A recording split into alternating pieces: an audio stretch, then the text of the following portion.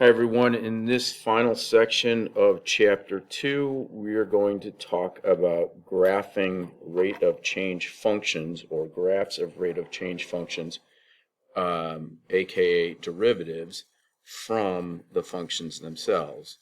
And what I want you to think about is the slope at any given point on the original function. So, for example, in the top graph, you have the function f of x, and at x equal 1, we have this slope, and at x equal a, we have this slope, and at x equal b, we have this slope, and at x equals c, we have this slope.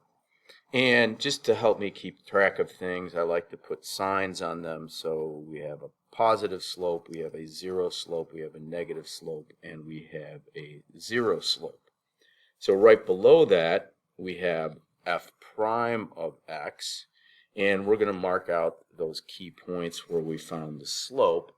And so you can see even at x equals 0, we have a positive slope, and it actually happens to be the most positive slope. So at x equals 0 for f prime of x, I'm going to pick that to be the most positive slope. And then it decreases a little bit, less of a slope at x equal 1, and by the time you get to x equal a, the slope is 0. By the time you get to x equal b, it's probably its most negative it's going to go, and then at x equals c, it comes back up to 0, and it goes positive again beyond x equals c.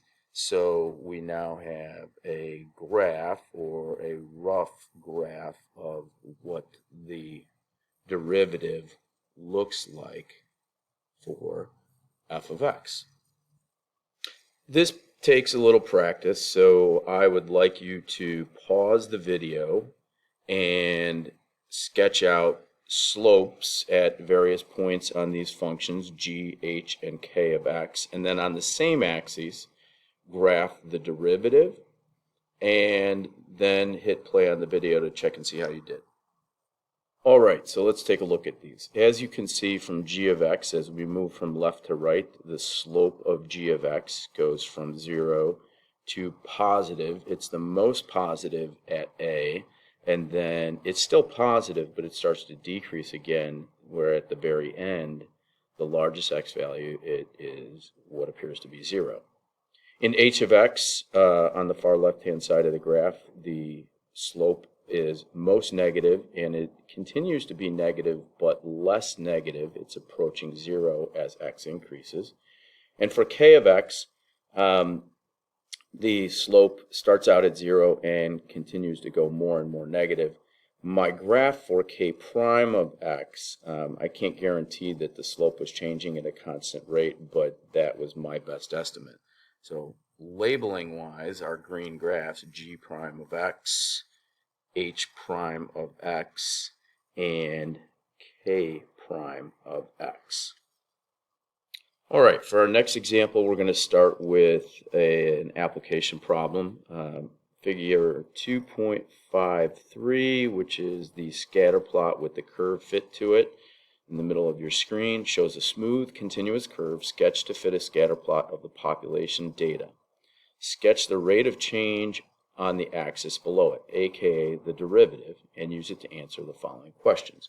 Alright, so let's go here and let's again start drawing our slopes in here, and I'll draw those in red. So 0, 0, 0, those were probably going positive earlier than that, but it's really hard to tell.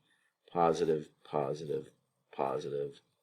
And you can see right about 1900, it appears the population may have been growing at the fastest rate. Positive, and then we reach 0, and then the population starts to decline like that, and it looks like around 1990 it's starting to level off again. We don't really know beyond 1990.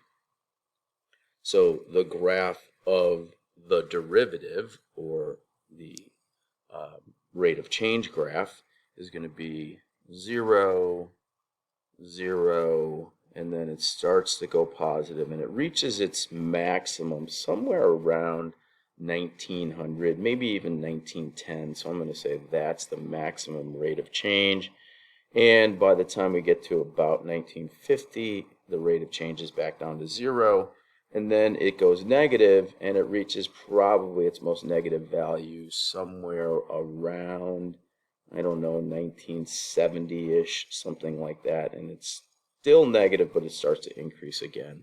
So this is a graph of the rate of change function. And now we want to answer some questions about that. And just to be clear, this would be in thousands of people per year. So thousands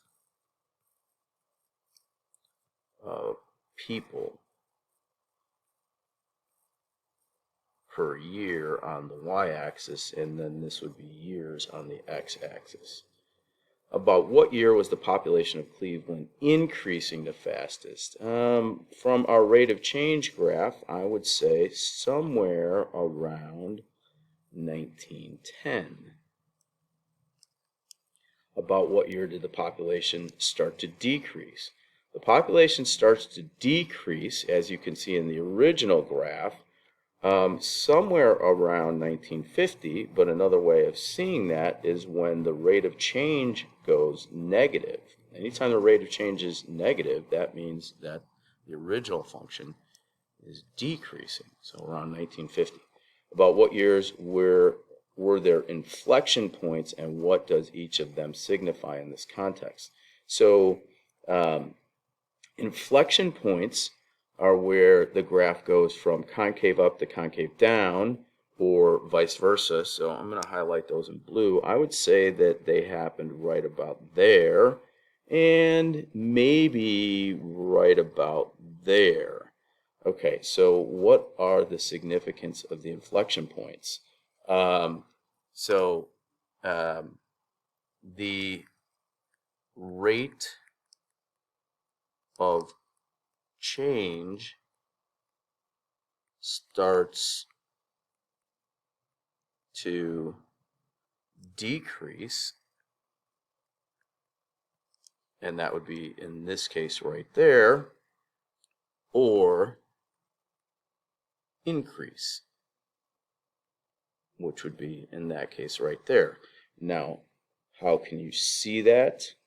You can see that if you translate down to the rate of change graph, and it's actually right there where we're at a maximum rate of change, and it starts to decrease around 1910 or around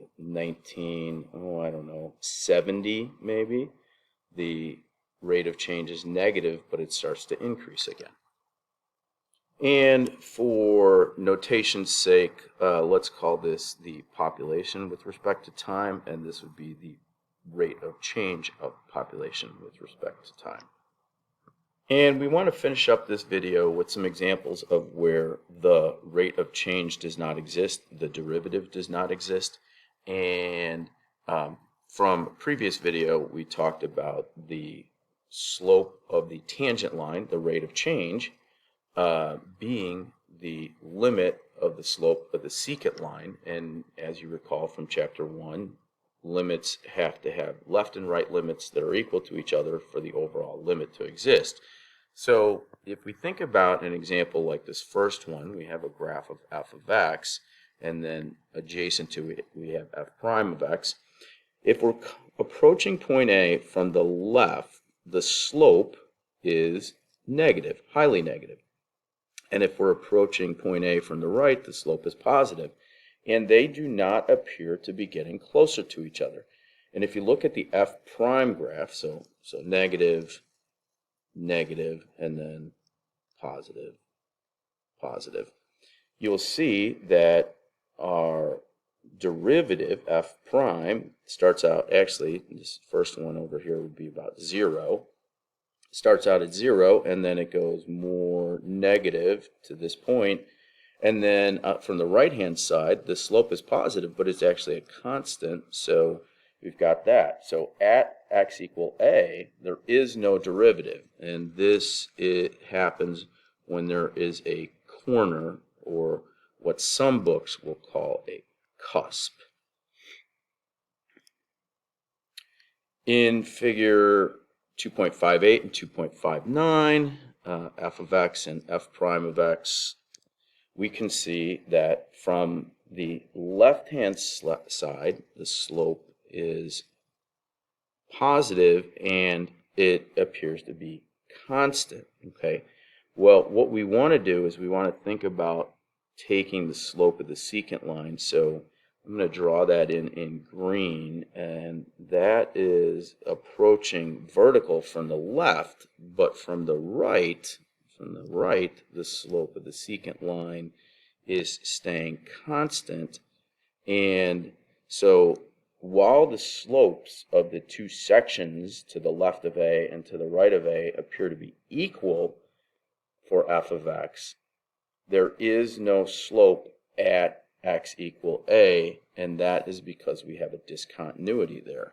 And you can see that equality in the slopes from the left and the right, but there's an open circle there, so we do not have a tangent line at discontinuities.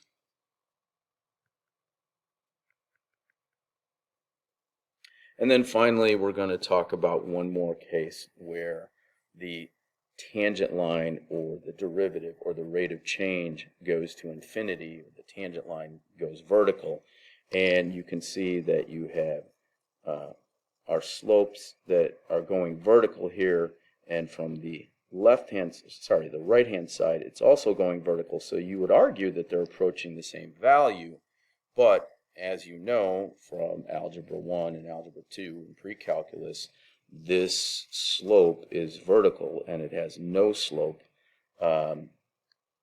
So if you were to look at the derivative, the slope is going off to positive infinity from both sides. And some textbooks will say that the derivative is positive infinity. Our textbook calls that no slope. So some examples of where the derivative function or the rate of change does not exist.